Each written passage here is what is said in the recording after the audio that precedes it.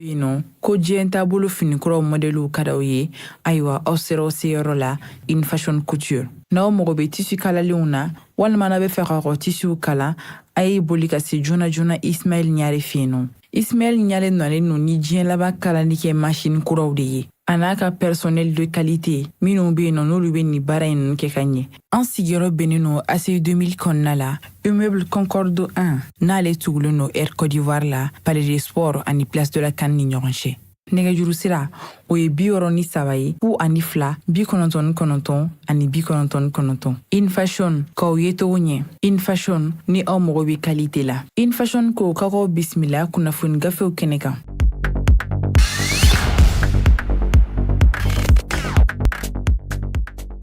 Amunu sigimɛ ka nin wagati in kɔnɔ n'o o ye kunnafoni sɛbɛnw ye jamana olu kɔnɔ kuma u lakali ka se ka faamuya sɔrɔ jamana kunnafoni bɛɛ lajɛlen la o kuma an b'aw fo dantɛ foli min na minnu bɛ k'an lamɛn arajo joliba ka minnu fana bɛ k'an filɛ an ka bɔlɔlɔw sanfɛla la an ka page YouTube ani page Facebook jamana an b'a bɛɛ lajɛlen fo bi ye tarata ye octobre kalo tile 31 san 2023 jamana o gafe minnu bɛ yen ni an bɛna an da don olu la ka se ka o lakali aw ye walasa aw bɛ se ka faamuya sɔrɔ jamana kunnafoni la cogo min na o kuma na an b'a fɔ ɲɛna aw danse jamana o gafe minnu bɛ yan o bɛ tali kɛ Nouvelle Horizon min ye le républicain ka taa se le soir de Bamako ni gafe saba de b'an bolo bi an bɛna minnu kɔnɔ kumaw lakali aw ye aw ka faamuya kama jamana o Nouvelle Horizon an b'a daminɛ ni ale ye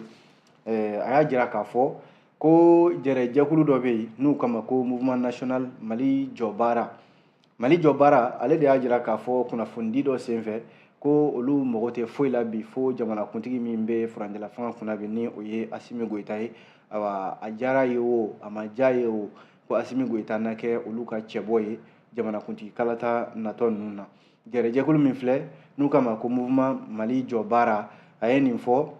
sibiri tɛmɛnen octobre kalo tile 28 u yɛrɛ u ma dan o ma u ko k'u bɛ fɛ de ma miliyɔn 6 ɲɔgɔnna ka olu ka bolonɔbila sɛbɛn sɔrɔ u ka layidu kan olu ka se ka layidu ta u ye k'a f'u ɲɛna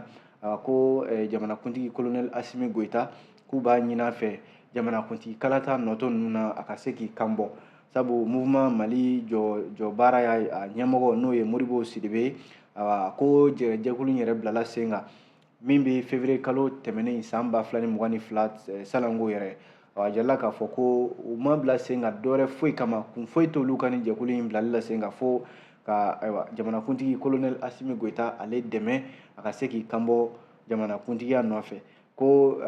jamanadenw yɛrɛ de ka fɛla ye nin ye ko n'i y'a lajɛ a diyara maa ye olu kɔni ka cɛbɔ ye Asimi ye a ma diya maa ye olu ka cɛbɔ ye Asimi ye walasa secrétaire général min bɛ jɛkulu in tɔgɔ la ni o ye Marc Odizier Goyita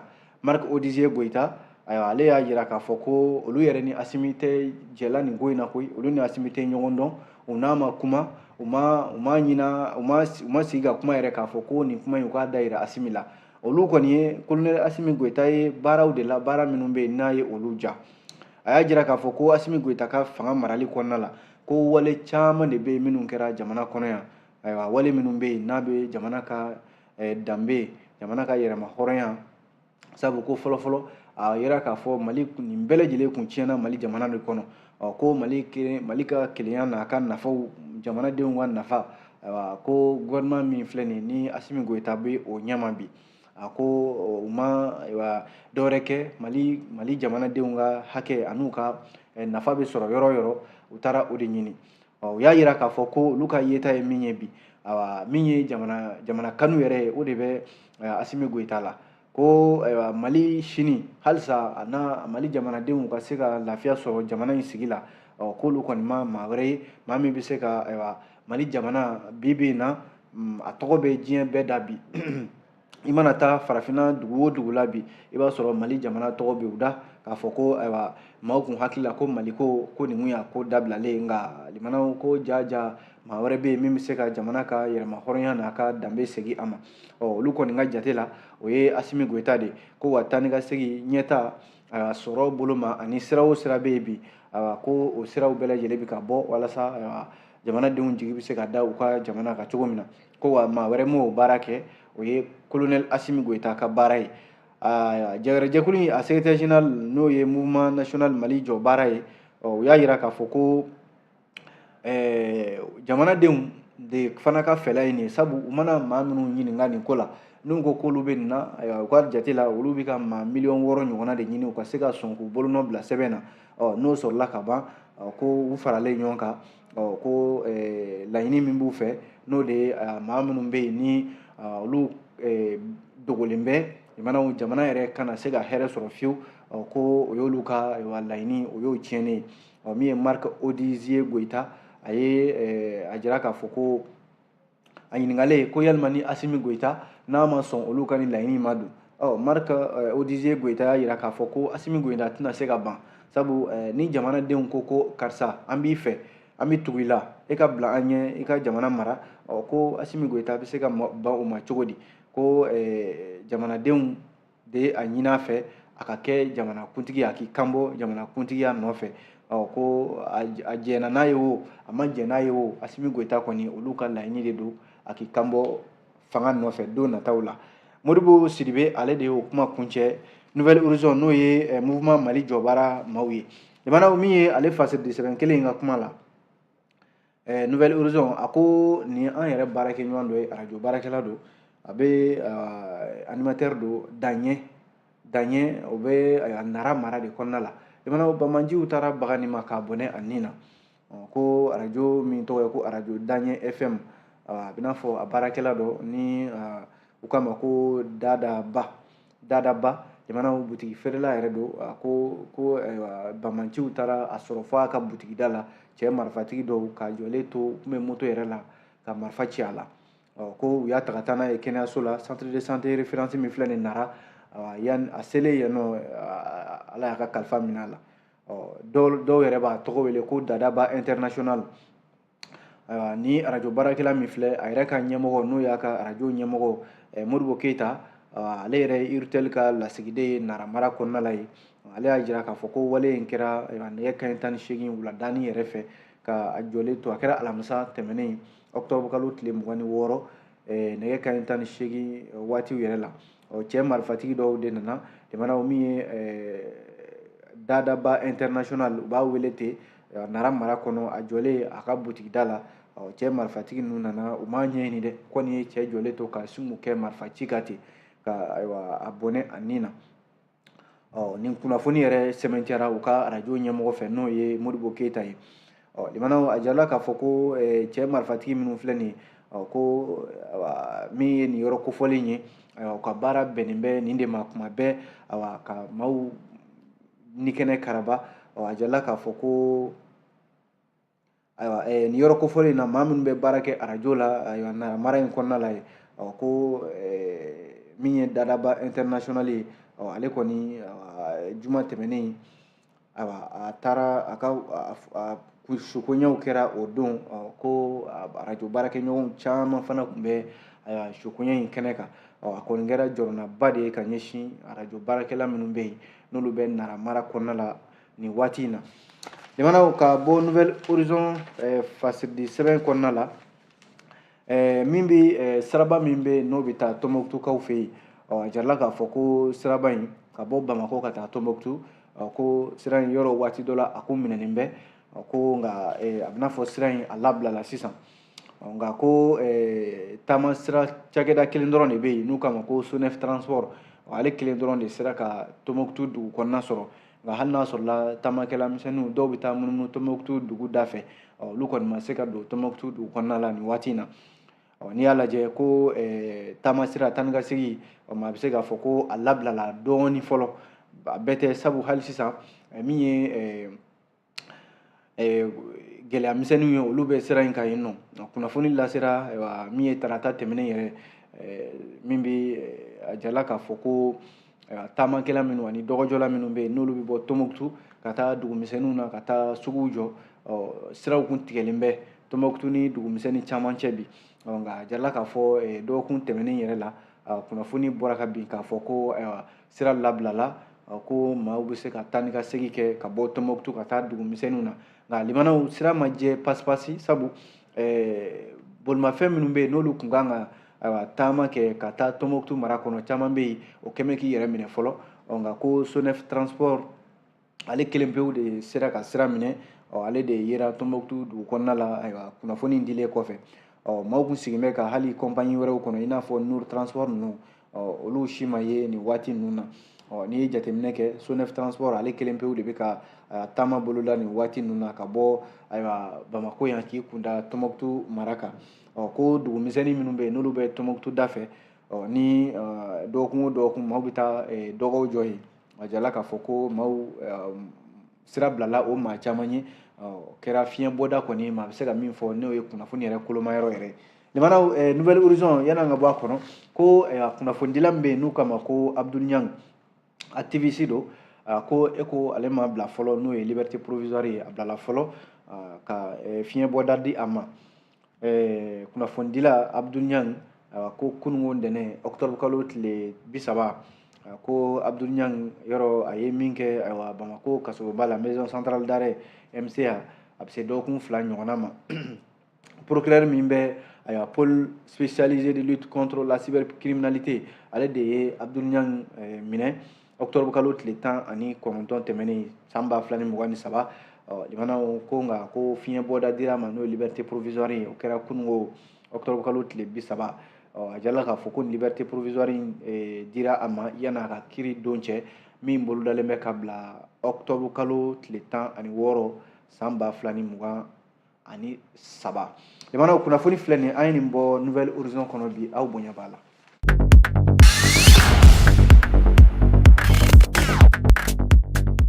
n'an bɔra yen fasiridi sɛbɛn min bɛ yen n'an ko a ma ko républicain les républicains a kumana limanaw a ko nara mara ani lere a jala k'a fɔ yen nɔ an ka finitigiw a ko u ye min ye bamanciw caman de bɛ u ye n'u ma min bɔnɛ a nin na u y'o minɛ tɛgɛ la an'u ka maramafɛnw caman o de minɛna i n'a fɔ républicain b'a ɲɛfɔ cogo min na forces armées maliennes fama a jala k'a fɔ u ye wulikajɔ dɔw kɛ sanfɛ kɛlɛ ani duguma kɛlɛ a kɛra octobre kalo tile 29 tɛmɛnen san 2023 yɔrɔ min bɛ yen n'o ye nara secteur ani lere Batakin yɛrɛ kalanna télévision nationale ORTM ale de ka a jala k'a fɔ ko an ka finitigiw ka ɲɛmayaso ale de ye kunnafoni ninnu di k'a fɔ ko min ye bamanci caman de bɛ yen nara mara ani lere n'a fɔra k'a fɔ u ka dagayɔrɔbaw de bɛ o yɔrɔ kofɔli ninnu na o y'u ka ɲagaw ye kari tɛmɛnen octobre kalo tile 29 san 2023 communiqué y'a jira k'a fɔ ko forces armées maliennes n'o ye fama ye k'u ye wulikajɔ dɔw kɛ n'o ye opération de reconnaissance ye sanfɛ kɛlɛ ani duguma kɛlɛ Nampala ani lere o fanfɛlaw fɛ a jala k'a fɔ ko yɔrɔ dugu minnu bɛ yen n'u k'a ma ko Alpha Foyita Gayna Bundu Badi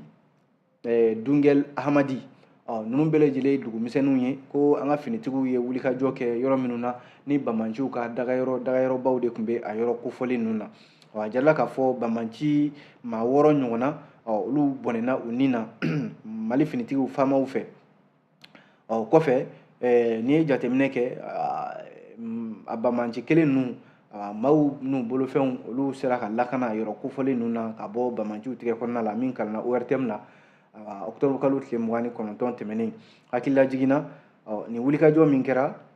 o kɔfɛ ko octobre kalo tile 26 san 2023 a jala k'a fɔ ko bamanci maa 30 ɲɔgɔnna a bɛ o bɔ ko olu fana dajira an ka finitigiw fɛ min ye u ka pick-up ye olu minɛna ani maramafɛn caman ani minɛn caman de fana minɛna o la nin wulikajɔ in kɛra secteur Gao n'i ye jateminɛ kɛ octobre kalo tile 26 Gawokaw fɛ yen nɔ halisa o bataki kelen a jala k'a fɔ octobre kalo kelen o bɛnna alamisa ma ko finitigiw ka mɔmɔni dɔ senfɛ n'o ye patrouille ye o kɛra sababu ye maa 10 ɲɔgɔnna n'o ye bamanciw ye bamanci maa 10 u sera ka olu fana bɔnɛ u nin na moto caman u ye u minɛ u fana na ani maramafɛn caman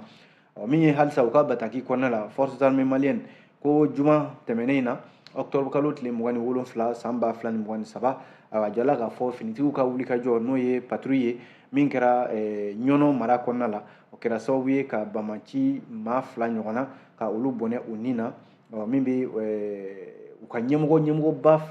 kelen fana u y'o minɛ u tɛgɛ la ani moto fila fo ka taa se ayiwa minɛn dɔw ma minɛn minnu bɛ yen n'u bɛ ɲɔgɔn kunnafoni n'o ye forces armées maliennes u y'a yira k'a fɔ u kɔni jamana foyi tɛna u bali jamana in a lakanani na dugukolo fan o fan bɛ yen ko mali tɔgɔ bɛ fɔ yen mali finitigiw k'u kalekan don a yɔrɔw na lakana jamana a sogodogo de ye nin sɛbɛn le républicain kelen ka kuma la nin waati in na limanaw ko jateminɛ kɛlen bɛ k'a fɔ ko bamanci kelen ninnu ayiwa limanaw u fanga banna fɛɛrɛ foyi t'u bolo bilen fɛɛrɛ min yɛrɛ bɛ yen ni maa bɛ se ka hali danaya da o kan bilen sabu bamanciw u dɛsɛlen bɛ ka min kɛ sisan o de ye denmisɛnnin fitininw minnu yɛrɛ tɛ tɛmɛ san 12 san 15 ka olu nɛgɛ ka wari di u ma k'a fɔ k'u ka fara u kan u ka kɛlɛ kɛ ayiwa min ye minisiri min bɛ an ka lakanako kunna général de brigade Daoud Ali Mohamedine ale de ye conseil de ministre min kɛra don tɛmɛnen ninnu na a ye conseil de ministre ladɔnniya k'a fɔ ko finiti ɲɛmɔgɔ in ko jateminɛna k'a fɔ ko denmisɛnnin fitinin san 12 san 15 olu de bɛ ka bamanciw de bɛ ka olu ta k'u tɔgɔw sɛbɛn k'u fara bamanciw kan u ka se ka kɛlɛ kɛ u tɔgɔ la gouvernement y'a jira k'a fɔ ko nin wale min filɛ nin ye a bɛ ka caya wa ko sariya sɔsɔ yɛrɛ baaraw de don wa ko kɔlɔlɔba de bɛ a la ka ɲɛsin an ka sigidalamaw ma ani jamana yɛrɛ ɲɛta n'i ye jateminɛ kɛ denmisɛnninw olu de ye siniɲɛsigi ye n'a fɔra k'a fɔ kabi olu denmisɛnnin ma olu ka don nin jadiya wale ninnu na a bɛ se ka kɛ kɔlɔlɔ ye ka ɲɛsin jamana sini ma o de la gouvernement y'a jira k'a fɔ ko ayiwa a kan ka jɔrɔna ko bɔ ka jamanadenw ladɔnniya bɛɛ ka ayiwa i janto nin yɔrɔ in na o kɔrɔ ko bɛɛ k'i janto i ka denmisɛnninw na nin waleya min filɛ nin ye jamana fantan naani bɛɛ lajɛlen fɛ ko dogona yɛrɛ tɛ bilen sabu bamanciw u fɛɛrɛw banna ayiwa fɛn fɛn b'u fɛ sisan o de ye ayiwa u ka fɛɛrɛ labanw ye o dɔ de ye nin ye ka denmisɛnnin fitininw ta k'u tugu u nɔfɛ ka wari di u ma dɔwɛrɛ tɛ ka se k'u bila ayiwa walejuguw la minnu yɛrɛ tɛ ayiwa u danbe ye n'i y'a lajɛ misali min dira minisiri fɛ o ye k'a fɔ ko avril kalo tile 22 tɛmɛnen san 2023 ni maaw hakili b'a la yɔrɔ Sevare marifatigiw n'o ye cɛ marifatigiw ye bamanciw de ko don jamanaw u tun bɛ fɛ ka walejugu dɔ ta ka ɲɛsin Sevare dugu kɔnɔna ma nka ala ni mali finitigiw ka wulikajɔ an'u ka jija u sera ka ayiwa bamanciya wale in k'a tiɲɛ walasa général de division min ye Umaru Jara chef d'état-major des armées ale waati la ale ye kunnafoni min di a waati la ale y'a jira k'a fɔ ko bamanci ninnu ko denmisɛnnin fitininw de tun b'u cɛ la denmisɛnnin minnu si ta tɛ tɛmɛ san 10 san 16 a tɛ tɛmɛ o kan k'olu de yera kɛlɛkɛla ninnu cɛ la ko denmisɛnnin 10 ɲɔgɔnna yɛrɛ o de sera ka ye u cɛ la i n'a fɔ général Umaru Jara ale y'a ɲɛfɔ cogo min na ko nin b'a jira k'a fɔ bamanci ninnu jamanaw u fɛɛrɛw de banna sisan dɔwɛrɛ ma to u ma denmisɛnnin minnu tɛ kodɔn k'olu sama u nɔfɛ walima ka ayiwa mugu don u yɛrɛ la ka taa u yɛrɛ foron min ye an ka finitigiw ka dagayɔrɔ ninnu na min ye général Umaru Jara ye a ko nin bɛɛ lajɛlen bɛ min ko fɔ o b'a jira k'a fɔ mali finitigiw de bɛ ka se sɔrɔ bamanciw kan u bɛ yɛrɛ ɲini de hokumu kɔnɔna la sisan Sidiki Adama Danbɛlɛ de ka fasiri ye nin ye limanaw an ye nin bɔ républicain kɔnɔ bi aw bonya b'a la.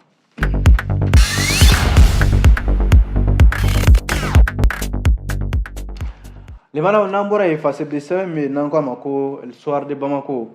le soir de Bamako kumana a y'a jira k'a fɔ kɔɔri sɛnɛnaw olu ko nafolo min layidu taara jamanakuntigi fɛ colonel Asimi Goita miliyari 9 miliyɔn 900 ani kɔ ko k'o di kɔɔri sɛnɛnaw ma u ka u yɛrɛ dɛmɛ n'a ye ko kɔɔri sɛnɛnaw ko nafolo in olu m'a ye u ɲɛ la fɔlɔ nka ko a bɛ sɔn ka nɔ bila ɲinan kɔɔri sɛnɛ yɛrɛ la campagne min ni an bɛ ka gɛrɛ o la sisan n'i y'a lajɛ sabu salanko kɔɔri sɛnɛ samiyɛ ma ɲɛ kosɛbɛ o de sababu la jamanakuntigi sɛnɛkɛlaw ka ɲɔgɔnyeba min n'o ye conseil supérieur de l'agriculture min kɛra juin kalo tile 5 san 2023 yɔrɔ a sen fɛ o kun y'a tiɲɛ 13nan de ye jamanakuntigi de ye layidu ta k'a fɔ ko miliyari 9 o na taga di kɔɔri sɛnɛnaw ma ka tila u ni ɲɔgɔn cɛ u k'u yɛrɛ dɛmɛ n'a ye min bɛ dɛmɛ k'i yɛrɛ walima min bɛ sumansi san ka se ka i yɛrɛ dɛmɛ n'a ye ko a dabɔra o de kama o de la jamanaw miliyari 9 in min bɛ sɛnɛkɛlaw kofɔ n'o ye kɔɔri sɛnɛnaw ye kɛrɛnkɛrɛnnenya la yɔrɔ minnu bɛ yen n'o ye Kucala zone ye Joyila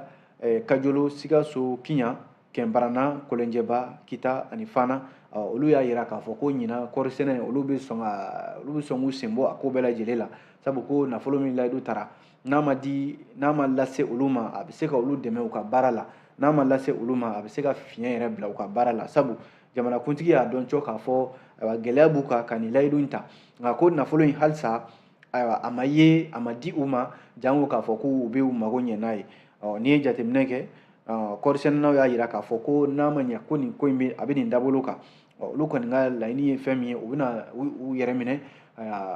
kɔɔri sɛnɛ u kɔni b'a kɛ nka k'u ka kɔɔri tɛna feere bilen kɔɔri bɛ to u yɛrɛ bolo a tɛna feere n'i ye jateminɛ kɛ limanaw nafolo min filɛ ni ayiwa bɛrɛ yɛrɛ ta jɛ miliyari 10 na ko u ka se ka ɲɛfɔli kɛ u ye nafolo in a bɛ danga jumɛn na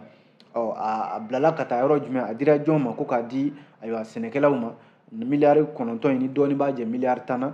sɛnɛkɛla minnu bɛ yen ni olu bɛ kɔɔri sɛnɛ na nin yɔrɔ kofɔlen ninnu na kɔsa in na yɛrɛ ko CMDT ɲɛmɔgɔ dɔ bɛ yen o ni sɛnɛkɛlaw ye ɲɔgɔn ye o y'a yira k'a fɔ ko nafolo in ma bila olu ka bolo kan fɔlɔ ko nka fɛɛrɛ n'a sɔrɔ a la yanni olu yɛrɛ tɛgɛ ka da nafolo in kan k'u na sɛnɛkɛlaw mago bɛ musaka minnu na u n'o d'u ma u ka se ka baara kɛ ni o ye yanni nafolo kofɔlen a ka na limanaw hakili lajiginna jɛrɛjɛkulu dɔ bɛ yen n'u kama ko Fermali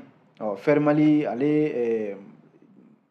ciden dɔ bɛ yen n'u kama ko Zanjugu Kone ale y'a yira k'a fɔ ko nin waati in na gɛlɛya yɛrɛ bɛ yɔrɔ min na ko salanko bɛɛ y'a ye k'a fɔ ko kɔɔri sɛnɛnaw fɛn ɲɛnɛmani donna kɔɔriw la k'a tiɲɛ ko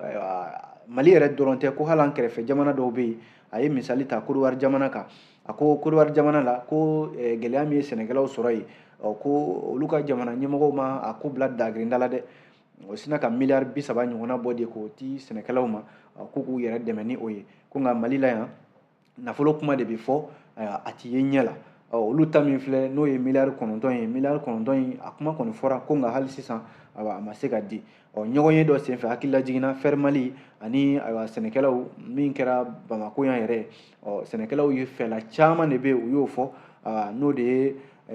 kɔɔri kilo hakɛ dɔ ka fara u kan o ka kɛ dɔrɔmɛ 100 ye ani bɛnkan minnu bɛ OHADA kɔnɔna la farafinna tilebiyanfan sɛnɛkɛlaw kun kan o ka don ba la ani n'i ye jateminɛ kɛ ko nafolo kofɔlen min filɛ n'a fɔra k'a bɛ di ko yelen ka da ko ka joona walasa campagne 2023-2024 ale kana taa wolo ko wɛrɛ la min bɛ se ka kɛ gɛlɛya ye kɔɔri sɛnɛko ma sabanan min bɛ farafinna n'a fɔra k'a fɔ kɔɔri sɛnɛ ɲɛnen don an fɛ yan nka salanko kɔɔri sɛnɛ tiɲɛni min kɛra an fɛ yan a kɛra sababu ye ka Mali ka jɔyɔrɔ ka dɔ bɔ a bolo n'a fɔra k'a fɔ dɛmɛ bɔra jamanakuntigi yɔrɔ o dɛmɛ ko maa ye fɔlɔ kɔɔri sɛnɛnaw ko olu ma min faamuya o ye o de ye nafolo in ka di u ma joona u ka se k'u yɛrɛ dɛmɛ n'a ye kabini an b'an kuma la Soir de Bamako de y'a fɔ limanaw ale Soir de Bamako kelen in ka kuma la an b'a kuncɛ ni fasiri min ye o k'a ma ko Soir de Bamako kunnafoni ye mun ye o tɛ dɔwɛrɛ ye ko nin waati in na yɔrɔ cɛ ta bɛ sen na minnu bɛ ni finitigiya baara ka di u ye minnu bɛ baara kɛ tribunal kɔnɔna la bi olu ka walejugu kɛmɛ sababu ye ayiwa ka minnu bɛ taa finitigiya baara ɲini yɔrɔ sɛbɛn minnu bɛ yen n'o ye bugunatigɛ sɛbɛnw ye ka se ka a sɔrɔli gɛlɛya u bolo nka a wolola dɔw ye minɛn fɛrɛlen na dɛ sabu ko maa 6 ɲɔgɔnna tribunal de grande instance min filɛ nin ye Kucalakaw fɛ yen ko u ka hukumu kɔnɔ n'o ye mandat de dépôt ye ka sababu kɛ k'u tɛgɛ tara nin waleya ninnu na limanaw ni dɔwɛrɛ ye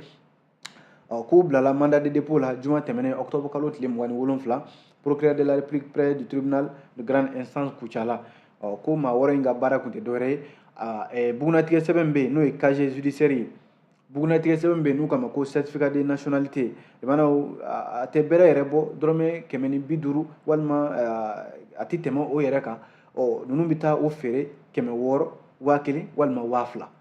maa min yɛrɛ bɛ baara ɲini na n'a fɔra ko e bɛ taa bugunatigɛ sɛbɛn ta k'o tila k'o tigi bila gɛlɛya kɔnɔna la tuguni ko sɛgɛsɛgɛliw kɛra gendarmerie fɛ a yɔrɔ la kunnafoni minnu dira procureur ale ni procureur de grande instance min bɛ